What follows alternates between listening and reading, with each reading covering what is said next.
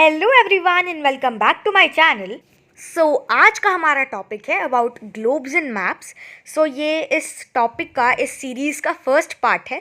इसके और भी पार्ट्स बनेंगे और हम एक पार्ट में ज़्यादा कुछ डिस्कस नहीं करेंगे, हम गैप देकर डिस्कस करेंगे सो दैट हम अच्छे से समझ पाएँ। इस वीडियो में हम स्टार्टिंग करेंगे। We know that it is impossible to see the entire earth at the same time. हमें ये पता है कि हम अर्थ को एक समय पे पूरी अर्थ को नहीं देख सकते हैं, ये इम्पॉसिबल है। And this is due to the big size and spherical shape of the earth. अब इसका रीज़न क्यों है? क्योंकि अर्थ बहुत बड़ी है तो हम एक बार में उसको नहीं देख सकते हैं as a round shape, and क्योंकि वो स्फेरिकल शेप में है तो इस वजह से भी हम उसको नहीं देख सकते हैं। Then even the photographs taken by satellites show only half of the earth। तो जो फोटोज़ भी होती हैं सैटेलाइट्स द्वारा जो ली जाती हैं वो भी अर्थ का सिर्फ 50% हिस्सा दिखा पाती हैं। सिर्फ आधा जो एरिया होता है, सामने वाला पीछे वाला या फिर कहीं का भी डायरेक्शन का एरिया सिर्फ हमें 50% दिखाई देता है फोटोग्राफ्स में भी। So therefore a model of the earth can help us to view the entire earth। तो अच्छे से स्टडी करने के लिए, अर्थ के बारे में अच्छे से समझने के लिए हम एक मॉडल का प्रयोग करते हैं जो कि ग्लोब कहलाता है। तो ये एक मॉडल होता है अर्थ का जो कि हमें हेल्प करता है अर्थ को अच्छे से समझने के लिए, देखने के लिए और समझने के लिए, बेसिकली उसके बारे में स्टडी करने के लिए। A small human made model of the earth is called a globe। तो ग्लोब मैंने बताया क्या होता है, ह्यूमन मेड मॉडल होता है अर्थ का, जिससे हम अर्थ के बारे में इजी टू अंडरस्टैंड वे में समझ सकते हैं, स्टडी कर सकते हैं, उसे ग्लोब कहा जाता है। अब जो ग्लोब होता है, it is a simple and accurate way of representing the earth. ये एक बहुत ही सिंपल वे होता है और एक्यूरेट होता है, यानी कि बहुत सही वे होता है। यानी कि एक्यूरेसी, अगर हम बात करें कि अर्थ पे कोई भी चीज़ अगर कहीं लोकेटेड है तो ग्लोब में भी वो चीज़ वहीं पर शो करेगी, तो वो एकदम एक्यूरेट होता है समझने के लिए। तो उस बेसिकली इस तरह से जो ग्लोब होता है वो एक बहुत ही सिंपल और एक्यूरेट वे होता है अर्थ को रिप्रेजेंट करने का। जो मैप्स होते हैं on the globe show the correct size, shape and location of the places in relation to each other. तो बेसिकली जो मैप्स होते हैं ऑन द ग्लोब्स वो हमें क्या दिखाते हैं? सही साइज़ दिखाते हैं, शेप दिखाते हैं, किस आकार का कोई कंट्री या फिर वॉट एवर प्लेस अगर हम बात करें तो वो किस आकार का है, लोकेशन कहाँ पर स्थित है, कहाँ सिचुएटेड है, लाइक इक्वेटर के नॉर्थ में, साउथ में, ईस्ट में, वेस्ट में, किस डायरेक्शन में है। देन जो प्लेसेस होती हैं एक दूसरे के रिलेशन में कहाँ हैं। अब जैसे कि इंडिया और रशिया की बात करें तो रशिया कहाँ है? इंडिया के नॉर्थ साइड में है, तो इस तरह से रिलेशन की बात होती है। However a globe has the following limitations. एक ग्लोब की कुछ लिमिट्स भी होती हैं जिस वजह से हम एक और रिप्रेजेंटेशन का यूज़ करते हैं, दैट इज़ कॉल्ड मैप। इसके बारे में आगे पढ़ेंगे। बेसिकली यहाँ पर हम कॉज पढ़ रहे हैं यहाँ पर ग्लोब के। It is difficult to carry a globe. अब क्योंकि ये पूरा एक स्फेरिकल शेप में है, एक स्टैंड के साथ होता है, हैवी भी होता है, तो एक जगह से दूसरी जगह ले जा नहीं सकते हैं। The space on the globe is limited and details can not be shown on it. अब जो ग्लोब होता है क्योंकि वो एक छोटा सा मॉडल है और अर्थ इतनी बड़ी है, उस पर इतने सारे प्लेसेस हैं, इतने सारे, अगर हम फिज़िकल फीचर्स की बात करें तो एक कंट्री इंडिया की ही बात करते हैं, इतनी रिवर्स हैं, इतने प्लेट्यूज़ हैं, माउंटेन्स हैं, तो ये सारे फिज़िकल फीचर्स भी हैं, ये फॉरेस्ट हैं, तो ये सब ग्लोब पर दिखाना मुश्किल होता है। क्योंकि अगर हम बात करें प्लेट्यू की तो प्लेट्यू कितना बड़ा भी हो सकता है, छोटा भी हो सकता है, एंड अगर हम मेंशन करेंगे तो छोटी छोटी डिटेल्स नहीं कर पाएंगे क्योंकि वो एक स्मॉल मॉडल है, वो अर्थ जितना बड़ा नहीं है ऑफ कोर्स, तो वो बहुत छोटा है, तो छोटी छोटी जो डिटेल्स होते हैं मेंशन नहीं हो पाएंगे। A globe can not be made for a part of the earth. Globe का बेसिकली अर्थ के सिर्फ एक पार्ट को रिप्रेजेंट करने के लिए ग्लोब नहीं बन सकता क्योंकि वो एक सर्कल है, तो पूरे अर्थ को रिप्रेजेंट करेगा, भले ही कुछ डिटेल्स नहीं हो पाएंगी। जैसा मैंने बताया फिजिकल जो फीचर्स होते हैं किसी कंट्री के वो मेंशन नहीं हो पाएंगे। Details of the geographic features cannot be shown properly, as I told you. And it is not only difficult to make a big size globe but also difficult to handle it. अब ये भी बात नहीं है कि आप बड़ा globe बना लो या फिर छोटा ग्लोब बना दो सो दैट आप इसे कैरी कर पाओगे, बट एक और प्रॉब्लम है कि आप इसे हैंडल नहीं कर पाओगे, right. So we need something simple and easy to learn about the earth on which we live.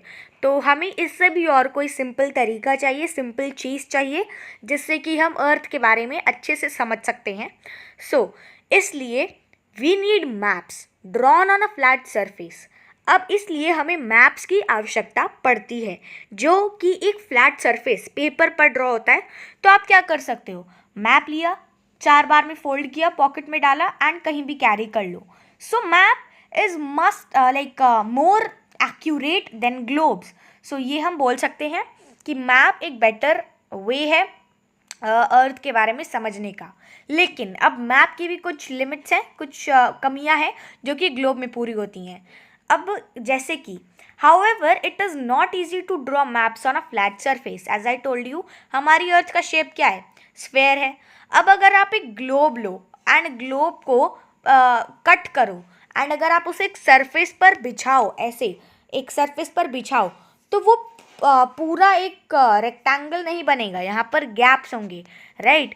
तो वो मैप्स में शो करना डिफ़िकल्ट हो जाता है. सो बेसिकली हम किसी भी स्फेरिकल चीज़ को एक फ्लैट सरफेस में कन्वर्ट नहीं कर सकते हैं, एंड करेंगे तो ये बहुत मुश्किल हो जाएगा. सो दैट्स वाई इसलिए ग्लोब भी इम्पॉर्टेंट है. So imagine cutting a globe and then flattening its pieces. It is not a continuous map and gives us a distorted picture.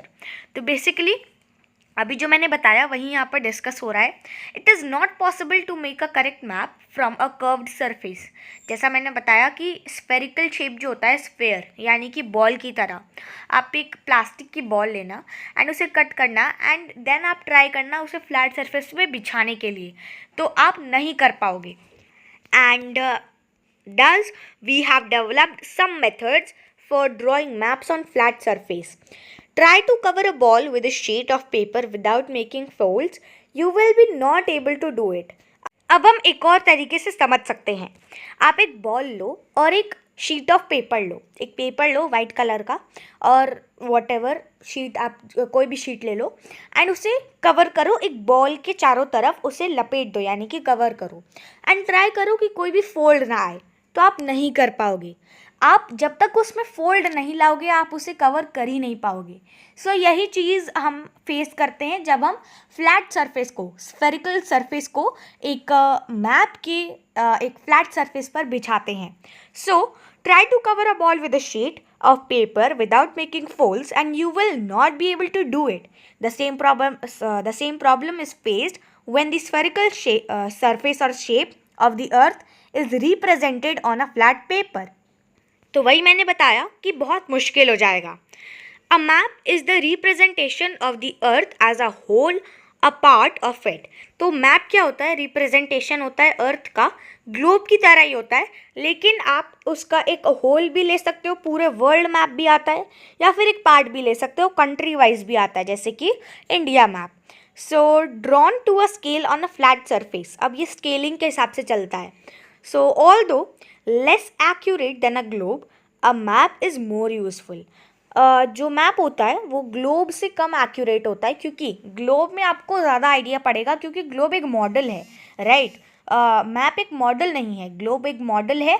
जैसा कि अर्थ है शेप में, स्फेरिकल शेप में, वैसा ही सेम मॉडल ग्लोब है, तो उसमें ज़्यादा समझ आएगा. बट मैप ज़्यादा यूज़फुल है क्योंकि उसमें आप डिटेल्स भी मेंशन कर सकते हो क्योंकि वो एक फ्लैट सरफेस है. I hope you all got it. Now the word map has been derived from the Latin word mappo meaning napkin. तो ये जो वर्ड है मैप, ठीक है, जो शब्द है मैप, ये डिराइव किया गया है एक लैटिन वर्ड से, इसलिए एक लैटिन वर्ड से लिया गया है जो कि मैपो है, जिसका मतलब होता है napkin. Mercator and Horn were the first to publish a collection of maps in the forms of books. तो मर्केटर और हॉर्न थे, ये दो लोग थे जो कि पहले दो व्यक्ति थे जिन्होंने एक मैप्स की कलेक्शन को पब्लिश किया था एक बुक से. ये जो है it is cover had the pictures of Greek mythological giant Atlas. तो इसका जो कवर पेज था उस पे पिक्चर्स थे ग्रीक माइथोलॉजी से रिलेटेड एटलस के बारे में। Atlas holding the earth, since then a book of maps is called an atlas. तो इसलिए जो मैप होता है, जो बुक होता है मैप्स का, उसे हम एटलस बोलते हैं। आपने एटलस गेम भी खेला होगा, if you know what I mean, कि एटलस एक गेम होता है जहाँ पर जो कि एंड का लेटर आता है। फॉर एग्जाम्पल इफ आई से इंडिया का जो आखिरी का जो लेटर है दैट इज़ ए, तो ए से अब मेरा जो सामने बैठा होगा व्यक्ति, नेक्स्ट पर्सन, वो ए से कोई कंट्री का नाम लेगा, let's suppose Argentina, last letter क्या है ए, तो ऐसे ही पास ऑन होता है लेटर एंड इस तरह से गेम होता है। तो जो बुक होती है मैप्स की, उन्हें एटलस कहा जाता है। अब नेक्स्ट पार्ट में हम डिस्कस करेंगे टाइप्स ऑफ मैप अलग अलग प्रकार के भी होते हैं, मेनली 2 टाइप होते हैं, लार्ज स्केल मैप और स्मॉल स्केल मैप। अब इसमें भी वेरिएशन आती है, 3 टाइप और आपको देखने को मिलेंगे, फिजिकल मैप और पॉलिटिकल मैप। ये हम दोनों को पता है, लाइक ये दोनों जो मैप्स हैं हम सबको पता है। एंड जो थर्ड मैप है दैट इज़ थेमेटिक मैप, ये कुछ नया है। इन तीनों मैप्स के बारे में हम नेक्स्ट पार्ट में डिस्कस करेंगे, and also about the large scale maps and small scale maps. And then following parts में हम डिस्कस करेंगे कि अगर हमें स्केल दिया है किसी भी मैप का, लार्ज है या फिर small, what ever it doesn't matters, तो उसका हम मेजर कैसे कर सकते हैं, डिस्टेंस, क्योंकि ऑफ कोर्स मैप छोटा सा है और अगर हम बात करें अर्थ की तो वो बहुत बड़ा है। तो अगर हमें डिस्टेंस निकालना है एक प्लेस का दूसरे प्लेस से, तो मैप पे तो कम होगा बट एक्चुअल डिस्टेंस तो बहुत ज़्यादा होगा ना। तो इस वजह से स्केल्स का हम यूज़ करते हैं।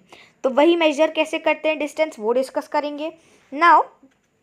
देन हम मैप पे स्केल शो कैसे करते हैं वो भी डिस्कस करेंगे, डायरेक्शन कैसे फाइंड आउट करते हैं वो डिस्कस करेंगे। देन जो कन्वेंशन साइंस होते हैं और सिंबल्स होते हैं वो डिस्कस करेंगे, जैसे कि अगर एक कंट्री में प्लेट्यू है, बहुत सारे माउंटेन्स है, फॉरेस्ट हैं, तो उनके सिंबल्स होते हैं वो शो किए जाते हैं। प्लान चार्ट बनता है, स्केच बनता है, किसी भी एक एरिया से दूसरे एरिया में जाने का मैप बनता है, वो सब डिस्कस करेंगे फॉलोइंग पार्ट्स में। तो यही जो टॉपिक है ग्लोब्स एंड मैप्स, इसी पे हमारी पूरी ये जो चैप्टर है, पूरी जो सीरीज़ है वो बेस्ड है। So we will meet again in the next video और भी इंटरेस्टिंग टॉपिक के साथ। Till then take care, bye bye and stay updated.